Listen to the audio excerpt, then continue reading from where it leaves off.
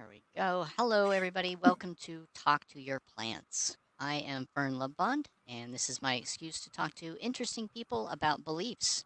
I was raised religious, and over the course of my young adulthood, I came to reject not only the faith of my upbringing, but religion after religion as I investigated. I'm now an atheist, but my goal here is not deconversion. My goal is to talk to interesting people to better understand why they do or don't believe religious things in the hopes that I can have more meaningful and well rounded ideas about my fellow human beings, even if they're not plants. So, if you're someone looking at religion or atheism, I might want to talk to you because talking to your plants helps them grow. So, help me grow. And of course, one person who is helping me grow is the lovely co host here. She identifies as HSP, or highly sensitive person, and SDA, or Seventh day Adventist Christian. Chloe is an upcoming author, an active godmother of three, and a special care provider who will be generously spending her time with me as I blather on about beliefs. I affectionately call her Chloe Plant. How are you today, Chloe? I'm all right. Just all right? I thought everything was so great. You know what? Sometimes it's enough to just be keeping on. We will take what we can get. That's Hmm. fine. And just because it's going to be kind of obvious right now, I'm using some sort of weird avatar thing You that is sure having are. conniption fits, and she seems to be cracked out or something. It's very. I'm just gonna make her hold still. Here, see, look, I almost seem normal. So, Chloe, today we were going to be talking about morality. Hmm. And I guess where do we want to start with this here? Should we start with like where you're coming from, or should we start with like defining something, or what? Well, I think defining would be good because I remember that based on our earlier conversations and how much we did agree on about like right and wrong and how people should be treated and whatnot, that when you later said that we had such like that we had a clash or a difference of a belief about morality, I was like, what? And so we began to chat about this before the show. And then I realized as we were talking, and you kind of helped me along, that like this is the kind of thing that we would talk about on the show. Mhm. So it's like, yeah, we just let the curiosity run live. So help me understand, like, well, I mean, I've begun to, but like, apparently, like, there's a pretty profound difference between how atheists and Christians look at morality. And I've kind of said it before, and I'll reiterate that I was initially definitely raised in a bubble. Um, Not the worst bubble by any means, but there were just certain things that I was not exposed to and did not grow up knowing. And so I continue to have all sorts of questions. So, Like morality? You didn't know what morality was? I didn't know the difference between how atheists versus Christians look at morality, especially since I feel like I've got so many values in common with atheists about what is morally right and morally wrong. Mhm. So it sounds like one of the ways you're kind of determining whether or not you match with somebody morally is the outcomes of their morality, more so than their explicit like basis for morality. Yeah, and then as I began to Google just a little bit because I wanted to feel a little less ignorant, um, I noticed that apparently, like, there based on like little links, and I'm referring to links right now. This is not just me. That Mhm. like it says here, atheists are more likely to believe the morality of an action is based on its consequences, while theists are more inclined to endorse moral values that promote group cohesion. Hmm. Um, Yeah, I and remember when you sent me that, I kind of felt like, yeah, I think that's a fair perspective. I, I don't know, I might have to think about it some more, but I think if you're just speaking in generalities, yeah, that does seem to be the case. also, I remember you saying that, like, I remember you just saying for yourself to me that, like, it's about the source of where morality comes from. That was a difference. Um, and, and, and I mean, and I guess even now that, like, that's, odd for me, because about why that would have to be a big deal. Because I guess for me, because I am looking at outcomes, I'm like, well, if, like, if we have, if let's say two atheists and Christians like you and me Mhm. have certain moral values that end up being the same and end up with the same kinds of outcomes, who cares what the source of them Mm. are. Like I think, I didn't understand yeah, why that was a big deal. well, I think for speaking for myself, and I suspect probably several other atheists too, Sure. the idea that like your morals might match in terms of outcome on these subjects or in Mm, certain instances, but if they're founded on things that we feel are inappropriate, morally bankrupt, or non-existent in terms of morals, like mm, it's just based on like commandments, that's not really morality. That's just following orders. Like that it concerns us because then, well, what about those times when you come up with a way to excuse, like religion has done, excuse mm, very immoral things, things that we mm, find harmful and reprehensible. Because I mean, all the justification you needed is that's what God wants. mm, And if your source of all morality is this theological creature, this being that we believe doesn't exist, or we don't believe in at least, mm-hmm, to be truly strict about the term of atheist, mm-hmm. then it's scary. It's scary to me that like somewhere in your imagination, there's this imaginary friend that dictates how you behave, and you might even feel like, well, I doubt the morality of this, but I have faith, and you go ahead and do it anyway.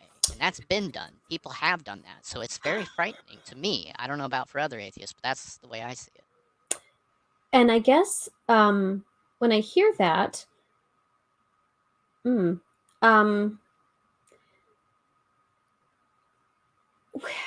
Christians who would do that, who would, you know, go with something that is moral in one way, but then go towards something that would be immoral or harmful in another way, and then be okay with a huge disconnect.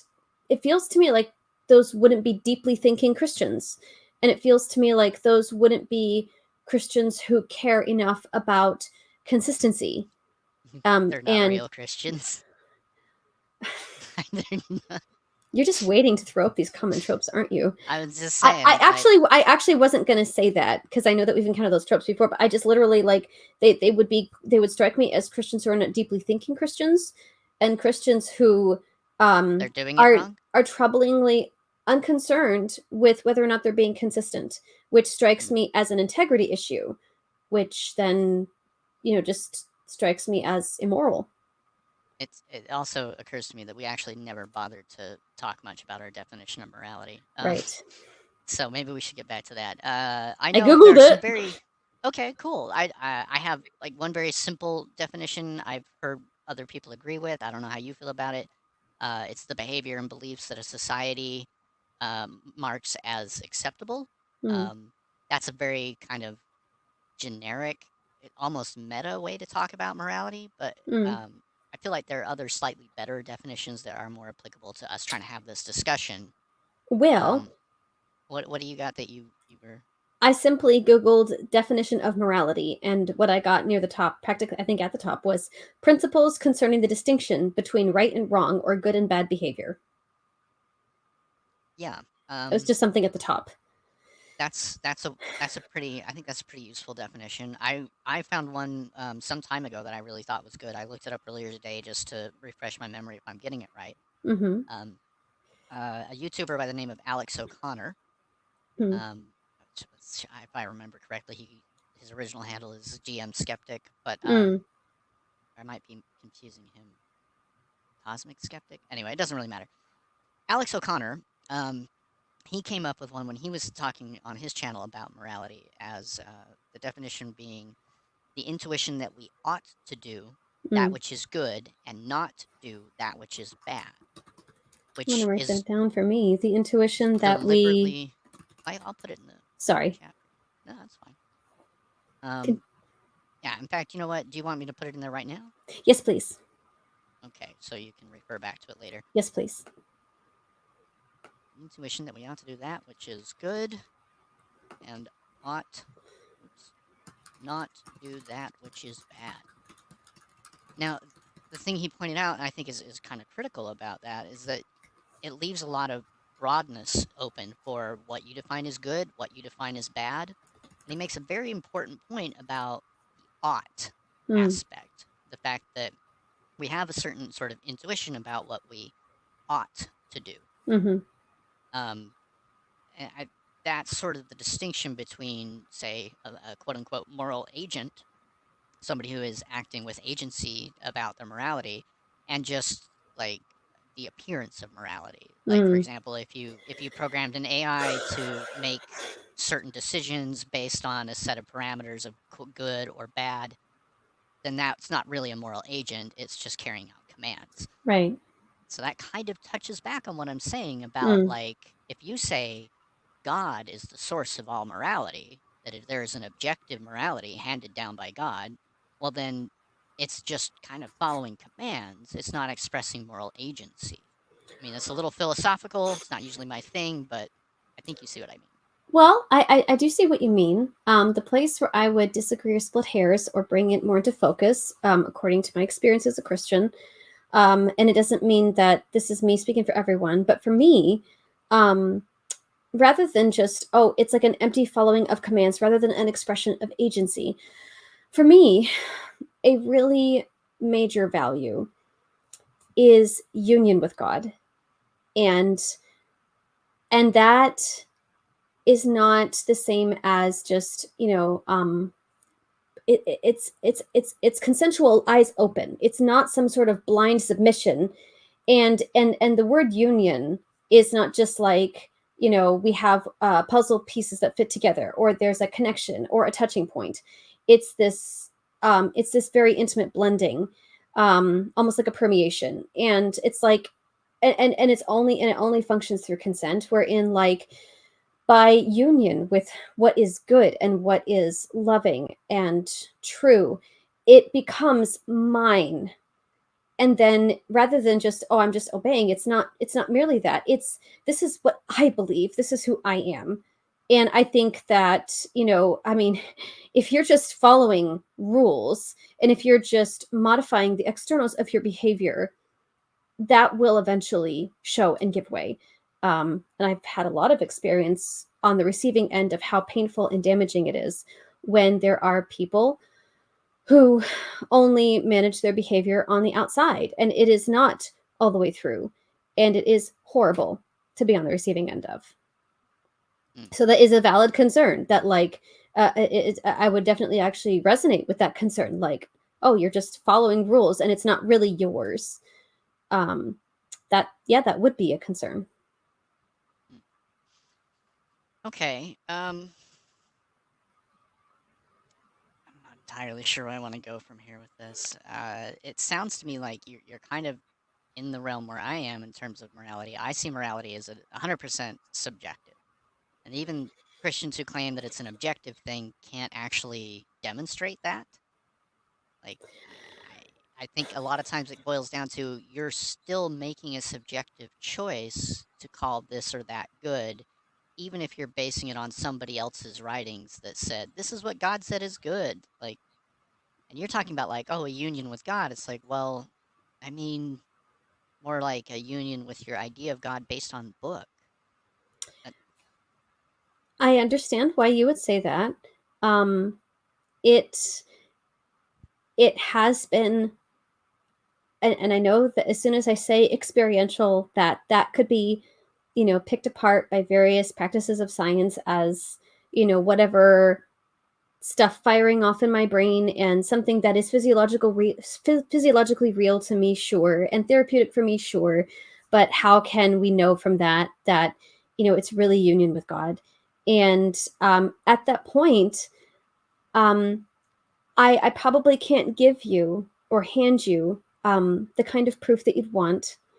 I can only say that it is my experience, and also as somebody who has spent a lot of time um, searching and scrubbing around in my inner self and my inner life, and getting to know the different compartments of me on the inside and what they all feel like and function like.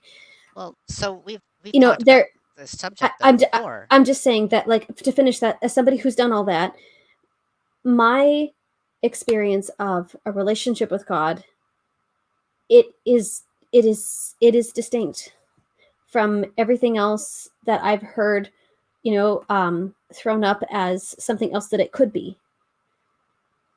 Okay, so what we talked about before that I was trying to get to is that we've kind of touched on this topic, and I can't recall if we've actually touched about it on the show or not. I don't think we have, but the idea that your personal experience is some form of evidence. I think we may have Have, begun to touch on it.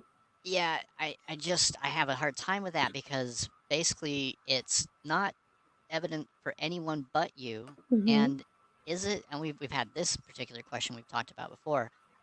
Is personal experience really a good way to know if something is true, or even if you're right about your interpretation of it? Because I think there are many, many examples where you can say, well, it was a personal experience, and be like, well, yeah, but they were hallucinating, or that person has a mental illness. If somebody comes to you right now and says, hey, look, I need to borrow that knife, I've got this little kid to go kill, I mean, that's a problem. Hold Goodness. on. No, no, no, hold on. No, God told me to. Yeah. I have a personal experience of God telling me to go do this. Well, and with that, one of the first things that I would say to that, and again, I know that you feel very strongly an antagonistic way about the Bible, but what I would say is that, um, and there something that I think is valuable, and I've heard it mainly taught to Christians for the sake of honing their Christian faith and their Christian experience, is that, you know, it's if it is out of harmony with the heart of God in the Bible and with the values of God in the Bible, and if it's teaching you to go, What is? whatever the experience that you're having, whatever subjective experience you're having, if it is, telling you to go against the law of love as expressed in the Bible. What about the um laws of killing people and slavery I and know, I know that rape? that comes up. I know that that comes up. What I know about it's those laws? I know it gets complicated and messy, but that, I mean, but to go and kill a child just randomly because, oh, God told me to, that's just, Like um Abraham. mm, Not randomly, like Abraham. He was said, go not just kill a child, kill your own son, kill his own child. He was going to do it too.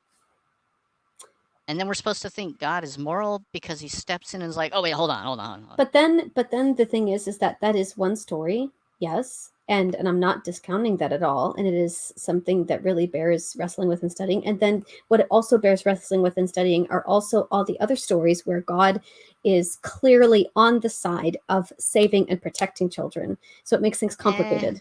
specific children, not all children. I mean, remember, this morality is tribal.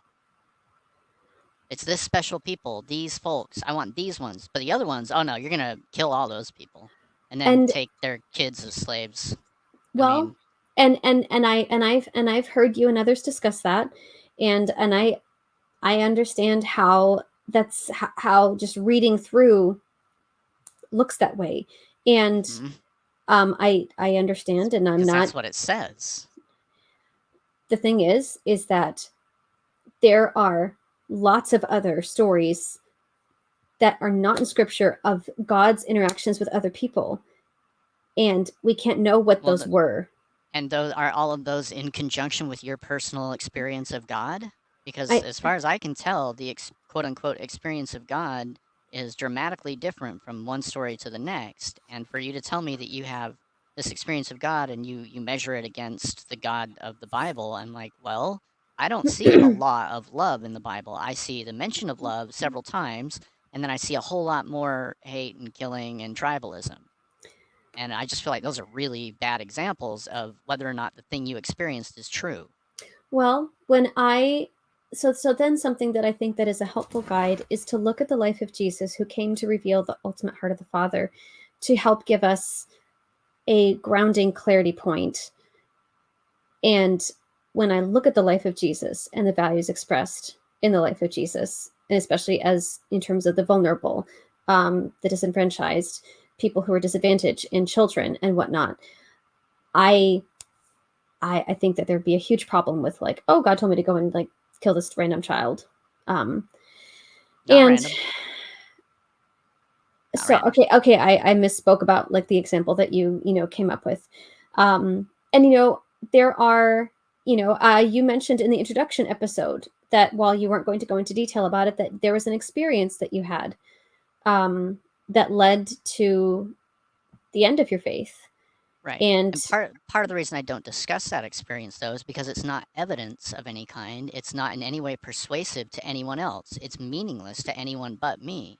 It just got me to think in a way that allowed me to accept atheism as what I honestly truly feel. so I think that something that I'm starting to lean towards, I think that I'm starting to lean towards, while other people have talked about the evidence of experience, I'm starting to recognize the challenges with seeing experience as evidence. And I still hold to my experience. It is still valuable to me. I think it still could be valuable to others, and I'll still always gladly share. And I'm comfortable. Like if it serves and if it helps as evidence for someone, great. And then if it doesn't function as evidence for somebody else, I'm not going to be like freaking out or offended. And and it kind of feels like taking off a title. Like, I've heard this phrase, the evidence of experience. And for a long Yes. time, I looked at that. But the thing is that, like, while my experience doesn't have any less value to me, and I am still just as glad to share it just as Hmm. completely, um, I'm I'm okay with, not trying to get somebody to take my experience as evidence. If it impacts them that way, wonderful. And people's journeys are people's journeys. Okay, but so we're kind of leaning on the whole evidence thing a lot, and I'm kind of wanting to get Sure, back to the point that sure, I honestly wasn't asking for you to sure. tell me evidence. What I was asking you is if you can legitimately say personal experience is a useful and reliable way to discern the truth. And even this is a little off topic because we're supposed to be talking about morality, and now we're kind of more talking about the nature of belief and Hmm. epistemology. Mm. So, I mean, do you want me to answer that, or shall we try to get back into something more morality specific? I don't know. What do you want to do? I, Do I you think your experience is a useful and valid way for you to discern the truth about things? Let me put it this way. I don't think that it's garbage. I think that there is something valuable there. And even if I no longer feel confident in exactly how I would express that, I still think that there is an important connection between the value of experience and discerning truth. So then how do you explain all the instances where personal experience is contradictory to understood fact, to known reality, and even, other people's personal experiences? Like, I mean, there are lots of Well, ways to explain some of the feelings people have that don't have to include God, but they want to say it's God.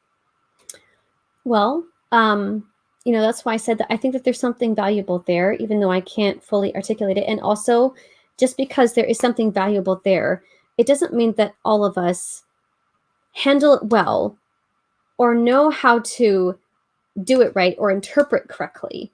I'm trying to take a stance of, I think, not trying to look pious, but I think I say this word. I'm trying to take a stance of humility, of acknowledging that I can't perfectly spell it out, but I do believe that there is a connection. There's a substantive connection that maybe none of us have totally gotten right yet between experience and discerning of truth. And I think we have Hmm. lots of examples of how people can use experience wrongfully in a way that really fucks up the truth. Um, but yeah.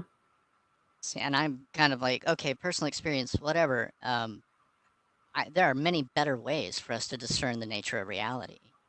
This And is I'm this is and you I'm know not this, opposed to those. but then You know, when your personal experience contradicts what we learn about the nature of reality, like the facts that we gather, the data that we have available, explanations that are perfectly reasonable and sound and don't invoke mysterious, unmeasurable, external, supernatural things. Like, if your personal experience is like, oh, supernatural, but everything else is telling you, no, there are good natural explanations for this, why choose personal experience over that? well, I don't think that they have to be mutually exclusive. And while you and I have had conversations in the past few months where um, I I will gladly acknowledge that there's been um, really atrocious um, stuff taught in the name of science. I do believe that there is valid scholastic creation science. No, Um, it's all I been debunked. I said I believe so, Well, what you and believe and what's true are two different things. That what's true is that creation science is continuously being debunked. I I'm not in the world of academia such that I can speak to that better right now. It is something that I'd like to look at more between now and our next episode. So right now, all I can tell you is that even though I know you have very strong, not just feelings, but conclusions and a sense of certainty from all of your study, and I respect that, I'm not where you are. Hmm. Also, I do want to kind of you started off this answer by saying you don't think that those things are exclusive. Like I can't remember I don't exactly how you phrased it, but I don't think that science and faith are exclusive. okay, that's really not exactly what you said. I can't remember the exact words you used, but basically you started off by starting with a premise that I wasn't presupposing. What I said is that there are instances where when your personal experience will contradict available evidence and explanations of what we know would better explain an event or an experience or an occurrence. Why I asked why you would choose in those instances to choose your personal experience over the evidence, what you I think would call faith. Why choose that? Because I'm having a really hard time seeing where faith has actually been beneficial in helping people accomplish more in reality and actually, you know, uh, run in sync with what we know to be true. I see it almost always invoked as a way to deny truth, or at least to deny evidence. Hmm. Well, I could go. I'm trying to not go on another tangent of like stories about how um, faith is helpful in what is beneficial, um, but in some very practical, close to home senses for the well being of people. Um, I need you to remind me of. You know what? How about this? We are getting really off topic, and it's really my fault. I'm kind of pushing into this realm of like the basis of belief and faith, and really we were supposed to be talking about morality. Um, But yeah, clearly, we need to have another episode about the basis of belief. Clearly, I think you're right. Yeah. In the meantime, though, I think morality, because of the beliefs that we're having a difficult time describing why you believe them, and it's maybe too deep of a topic for us to cover at the same time. mm-hmm. Because of beliefs, a lot of times religious people will behave in ways, believing people will behave in ways that I think most of us would say are immoral. Mm. Um, it might be that you Mm. disagree morally with some choice that somebody made in your own denomination, in your own peer group, people I who have. also believe, and there you go. So it seems like that's um, that's kind of an argument that there really isn't an objective morality then, right? Like if you believe in like God hands down morals, then why is it that so many different kinds of morals exist in the world, including even in one denomination? Well, I mean, there are, well, I mean, the people where I've had experience, the experiences I've had wherein I have seen and experienced professed Christians behaving in ways that were not moral, I would, and I did explicitly and repeatedly express that as going against everything that we were taught, going against very basic teachings of the Bible about telling the truth and about addressing sin or addressing abuse, addressing what is wrong, and just dealing with it head on and being morally courageous and assertive and not using euphemistic like calling something bad leadership. And I'm like, it's sin. Like, I'm sorry, like if I'm talking to Christians within the realm of Christendom and these are the terms and the concepts, then I want them to be faithful to the morals that I was taught. And I became very hurt and angry, harmed in many ways that lasted for years that I'm still dealing with because morals that are very clearly in the Bible were not followed. And then excuses were made And the excuses that were made and the ways they were not followed, they didn't have some sort of a good moral reason for it. They just ignored everything that we were taught to cherish. And they just, oh, it's bad leadership, I'm sorry, oh, this kind of thing happens, and I'm like, that's crap. So the answer kind of boils down to people screwed it up. People were unfaithful, Hmm. unfaithful to what they taught and what they taught me to cherish, and which I do still cherish. Hmm. So, are you trying to say that you still believe that God is the source of morality? I guess I mean, I honestly, I would say that, but then and no buts in the sense that, like, you know, doubting that, but like when I hear of Christians doing immoral things and harmful things in the name of God, I don't believe that they got that from God. When they do things that are harmful, like, for example, I feel like they were not being thoughtful and consistent Okay. enough, and that they were not trying hard enough. The last credit of my undergraduate degree in college had to do with trying to synthesize, I called it like synthesizing segregated mandates. Like, So why? But wait a let minute. me, Why are you the authority though? Like, why do you decide that they're not adhering to God correctly? How come they're I'm, not right and you're wrong? I'm not an authority. I am simply pointing to what is supposed to guide us all. Hmm? What if they're of a different religion though? No, well, they weren't. No, no. I'm asking though. Like, if somebody's making a moral choice and they're like, no, this is the morally correct thing to do, and they're of a different religion from you, why is yours right and theirs wrong? Okay, well, that would change a lot of my reactions, because the heat and the chest pain that rises up when I get inflamed about my situation is because specifically we were all in the same tradition, and there was Mhm. supposed to be, and is even now, what is professed to be what is supposed to guide us, and they were unfaithful to it, So and they you did not feel have a like good, it's a betrayal of your kind of an identity of yours. It sounds like.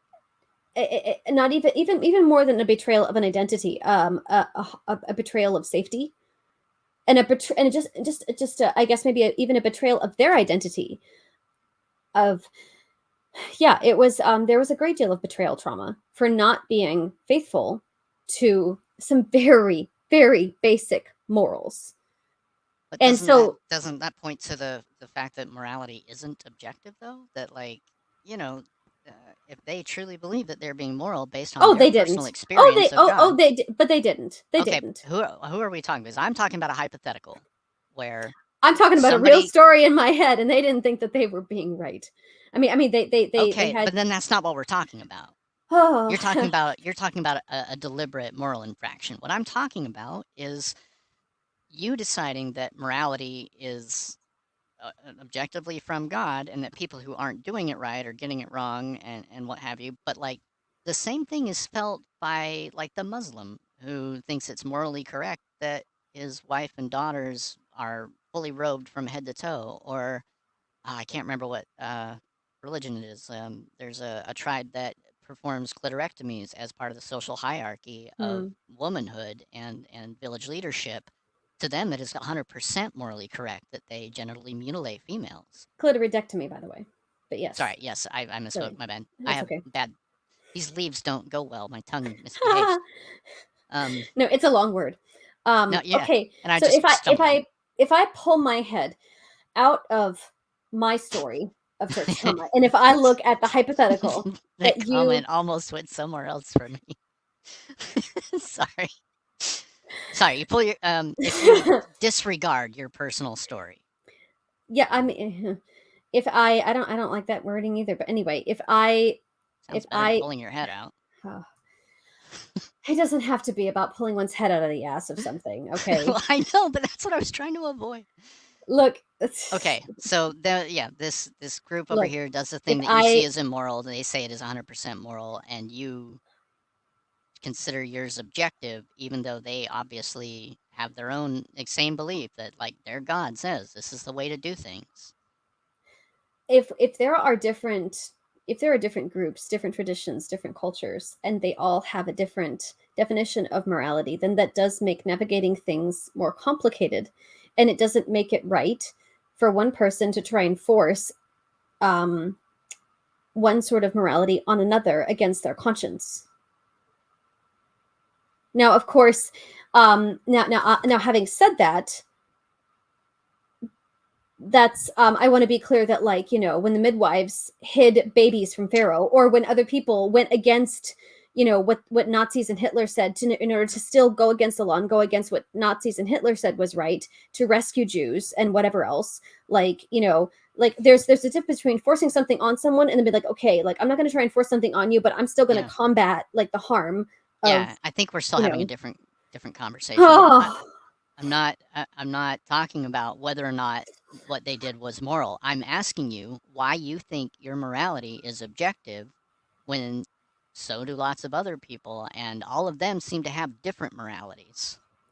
Like, whatever people might say, well, you're interpreting it wrong, da da da da da. At some point you have to go like, well, all these people are in agreement about the morality that their God has handed down, and they all say that it is an objective morality, and yet it is completely different from yours. How does that? That doesn't seem to give evidence for it being objective. I would say that sooner or later you kind of end up at this conundrum where you have to say that your morality is coming from some other external thing, and that's or subjective. okay, so I hear you, and then something that came to my mind as you were saying that is that, it's not exclusively evidence of just that one interpretation in my mind, and I'd like to share what came to my mind. um if if there is an ultimate objective morality, and then there are people who believe and practice differently, I think that it is valid to say that that is also the evidence of the free will to go against that, and choose to believe differently and choose to live differently. Like, the existence of an objective higher morality doesn't mean that it will override the free wills of every living being to bend them Yeah, all to itself. wasn't really what I was saying either. I'm I can't. just, I mean, I don't know. Maybe this is all too stupidly philosophical. I honestly, I find philosophy very difficult to cope with. It's frustrating for me because it's also like esoteric and removed, abstracted, and I'm like, look, there's a certain point when you have to just get back down to practical realities. People Okay, have to so make practical moral decisions, and I haven't really seen anything that shows me, that demonstrates to me that morality is in any way objective, that it comes from some sort of like external to all source. well, and Um, I'll just say that, like, I hope that this doesn't anger or make somebody feel disrespected, but honestly, when I look at the state of the world and I look at everybody who is in need and I look at everything awful that's going on, I feel like figuring I and maybe this is stupid or wrong of me, I don't know, but I feel like figuring out the source of morality isn't the most important thing. That helping people is. Okay, good. So we're both in agreement that philosophy is kind of annoying and stupid. I mean, I like parts of it, but yeah. It has its place. It's just it's a very small place that I really don't like hanging out in. Uh, maybe that's just I'm being too flippant here. So I guess I mean, like, like, because, like, that's what I was confused, because, like, I thought that, like, you and I had a lot of really similar morals, and then when you said that, like, you thought we had, like, really different morals, I was like, wait a minute, what differences about Well, morals do we okay. have? Right? Hold on. Once again, I didn't say we had different morals. I said we come at things from a different morality. Like your morality is very different from mine. Just because we happen to arrive at some of the same conclusions doesn't mean that they have the same origins or the same thought processes behind them. And my thing though is, again, I just I'm just stuck, because I'm just like, but if we end up having the same, if atheists and Christians can end up having some of the same values about how people should be treated and how suffering should be addressed, then why do we have to spend so much time about the origins if we all agree on what we need to do now? Well, that's just it. We often don't. Because morally, by this group of Christians, I'm not supposed to exist. I should be stamped out. I should be exterminated. That is a literal word used by a Christian in a public manner, and repeatedly this has been done by many. Yeah, yeah. They want me exterminated simply because I don't fit squarely within the gender binary and Mm. I represent a threat to that binary imaginary state. Like Now they that want me helps. eradicated. that helps bring it home So because yeah, that's I think a huge moral problem that they want yes. to, object to and oppress. Like, I mean, for crying out loud, the Westboro Baptist Church owns the domain godhatesfags.com.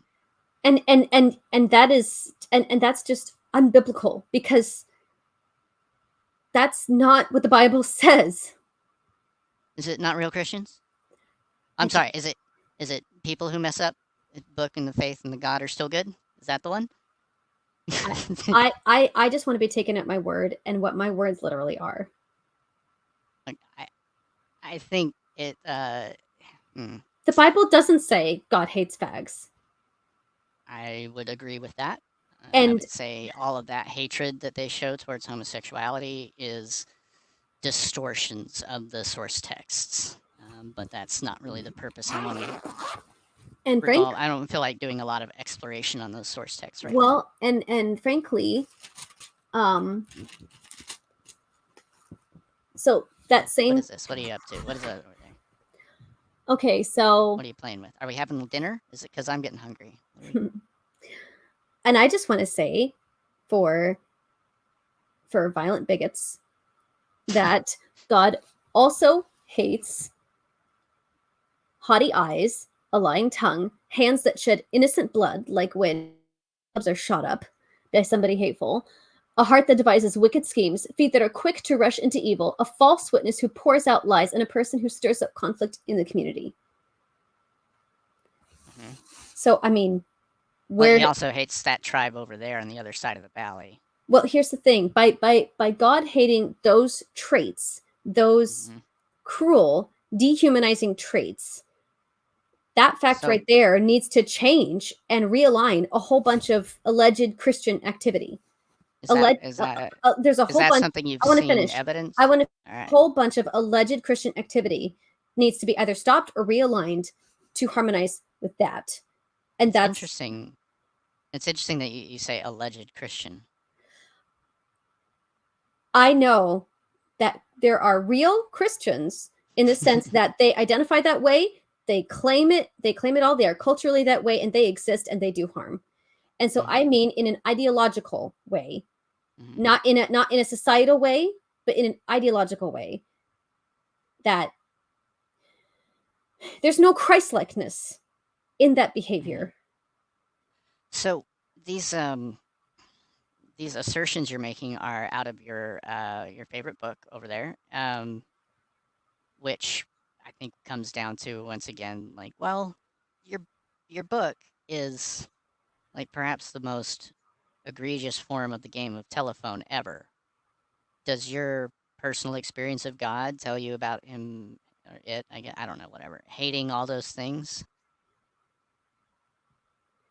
I mean, you talk about loving God, and I'm like, well, that sounds pretty hateful. And plus, if you just read the book, you'll find there's an awful lot of really hateful activity going on by the God person mentioned there, that Yahweh thing. I see God hating harm, and I see But then God why would God cause hating so much? and I see God hating the harm that is a result of people refusing to being willing to change. Hmm.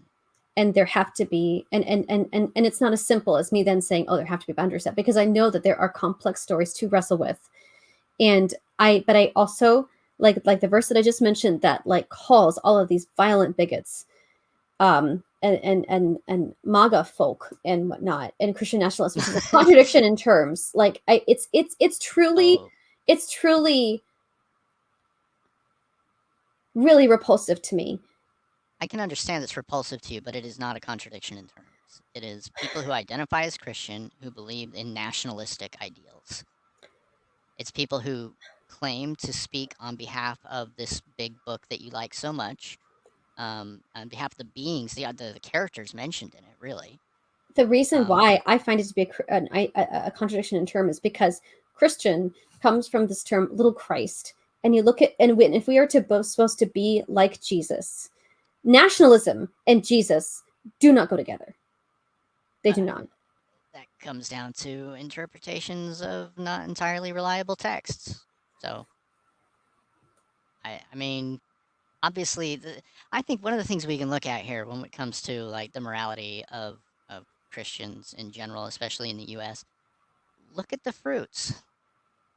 I learned that as a kid. The fruits of their labors, by their fruits you shall know them. Well, look at the fruits of Christianity. Look at what it is. Look at what it's done. I don't mean, your notions about what you think Christianity is. Look at everybody that calls himself a Christian, everybody that ever has, and has had a moral impact on the state of our group, of our society, our species. There have been incredibly atrocious things. Now, yeah, okay, some positives have happened. Sure, the Catholics started the first education system. Good for them. They weren't the first ones to actually come up with an education system that was actually Arabic, but they were also not the first ones to establish schools, just schools as we understand them now. But in the end, that's fine, except they were also fucking the altar boys and going through the Crusades and completely complicit with the Holocaust. I mean, And by fucking the altar boys, I want to be clear, raping and molesting. Like I right? just want to be Yeah, really I clear wasn't. I because wasn't trying to say I it was know, I know, I consensual. oh no no no no no no. I know. I just want to be clear that I'm also, crystal clear and Okay, that so like it was that's the awful fruits. That's the fruits. That's of the fruits of that book. of That book has no, helped I create those people doing those things, putting themselves in positions where they can abuse that power. That book has helped make that possible. and there are also people that don't fit that. And even though they may be the minority, it still means that what you were talking about is not 100%. I am evidence that that is not 100%. That's not. I feel like that's just a dodge. How is it a dodge?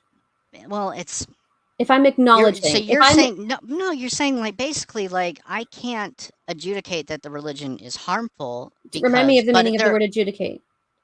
make a judgment to determine. So you're saying, okay, now start over from the beginning. I can't. You're telling me that I can't judge the religion as harmful or negative or immoral because of the immoral, harmful, and negative things it's done. I have to pay attention to the positive things, and that's supposed to somehow get the rest of the religion off the hook. Or That's you're an trying to say that that's religion can't be, the book can't be judged that because people do is it wrong. that's It's an all the same thing. It's like, but that the is people are the fruit of that book. that is an inaccurate oversimplification of what I am saying. Well, we're trying to talk in generalities here. I'm doing the best I can, but I mean, that's the essence that I'm hearing is that, like, I'm apparently supposed to put aside the fact or No, not give full weight to the fact that all these negative, terrible things have happened. I mean, in making my judgment, I'm supposed to weigh more heavily the things that you think are good. Like, no, I I, just no no what no. if I I don't. look at the whole thing and I do I say all of it counts, all of it, Fern including the horrible shit? Fern. I It, want to be clear. Whatever misunderstanding I may have contributed to before, that I don't think that less weight should be given to everything awful that you've mentioned. I don't think that less weight should be Then what given to is it that. you're trying to argue here? Because I'm saying the fruits of what people if people say I'm a Christian, here's the Bible, and they do these terrible things, and they do it in the name of the Bible, they do it in the name of God. I don't think it's unfair to judge the religion based on that. Now, I'm not saying you can't also point out, well, but here are these positive things. I believe I started there actually, saying, hey, I understand Christianity has these positive things, but Well, and I it wasn't has a even, lot of negatives. and yeah, and I'm not, and when I think of like positives, I don't even think of like those societal things. I think about I think about individuals who are doing good in their own personal spheres, striving to live with integrity. And while while some people interacted with the Bible and became horrible, there are also people, and yes, there are far less of them. They're practically invisible, but they do exist. I'm one of them who also interact with the Bible and they don't live that way.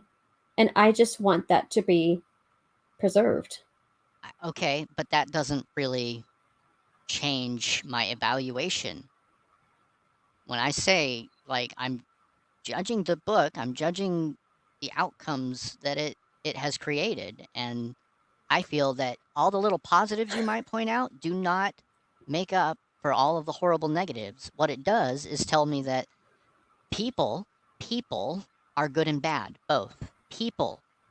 The book is not helping them be good. You might use it as an excuse. You might say, well, this is I because the Bible tells me this, I do these good things. That's great. But there's plenty of horrible shit happening because of that book too. And it's causing bad thinking patterns, exploitive thinking patterns, narcissistic thinking patterns. It makes for abusive relationships because it models abusive relationships as ideals. And I find that its outcomes are fucking awful. Morally, I think the Christian religion is bankrupt. It is a terrible atrocity in morality, in my opinion. I can't.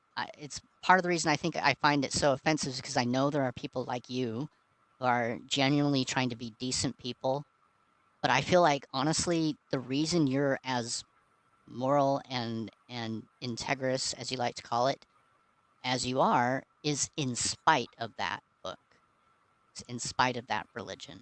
I think that you have a deep, compassionate founding that you may have seen modeled in a specific parts of your book or what have you, or were taught by people in your life that were good to you, but that's independent of the religious stuff, and that you could be that good and decent person without all of that religious stuff, and that the religious stuff is often used as a vehicle, a tool by which human beings harm each other, and we have plenty of capacity for that without having to add, the as verified by God behind it. I I cannot help but see, based on my, and it's not an expert relationship with scripture, but I cannot help but see that the harm that is done using Bible verses and in the name of God is from unfaithfulness to what Jesus modeled and taught. And maybe that makes me a bit more of a New Testament person than an Old, but I also think that there is a lot to be delved into in the Old. And there is complexity, absolutely. And my values for compassion, for service, for unselfishness, I learned them from Jesus. Did you though? I mean, Jesus didn't write anything. Didn't never wrote a damn thing. Didn't know how to write. Like, if he even existed, and I'm pretty sure he did, but honestly, we can't conclude for certain on that. We have a certain degree of probability that yes, there was an itinerant preacher by the name of Jesus who was born in Nazareth, but maybe also Bethlehem. I don't know how that's supposed to fucking work, but whatever. Anyway, that dude, he never wrote anything down. Never. All the stuff that talks about him is third person, and it's from like decades after he existed. There are a lot of original texts that are just freaking gone. Like we know there were certain texts that were just collections of sayings So look, that are gone. I can't get into, I have not yet studied enough to be able to get into you talking about the history of the text, and Jesus didn't write anything, other people did and whatnot. When I look at, so let me put it this way. I learned those things that I said from the life, from how I have studied and looked at the life of Mhm. Jesus and teachings about who Jesus was. Let this mind be in you that was also Christ Jesus, that even though he had all of this power, he set it aside to empty himself, to give of himself. Ooh, this is hard to listen to. Ick. And So sometimes you're hard to so. listen to. I You're know. You're also right. You're right. That's true. you're also hard to listen to sometimes, but we That love is each true. other, and so you could give me a minute. True enough. Okay. And so I'm not going to cite book Yeah. names or numbers. I'm not going to do that. Good. Thank you. But I wasn't gonna do it either. So but yeah. love must be sincere. Hate what is evil. Cling to what is good. Be devoted to one another in love. Honor one another above yourselves. Never be lacking in zeal, but keep your fervor, your spiritual fervor, serving the Lord. Be joyful in hope, patient in affliction, faithful in prayer. Share with people who are in need. Practice hospitality.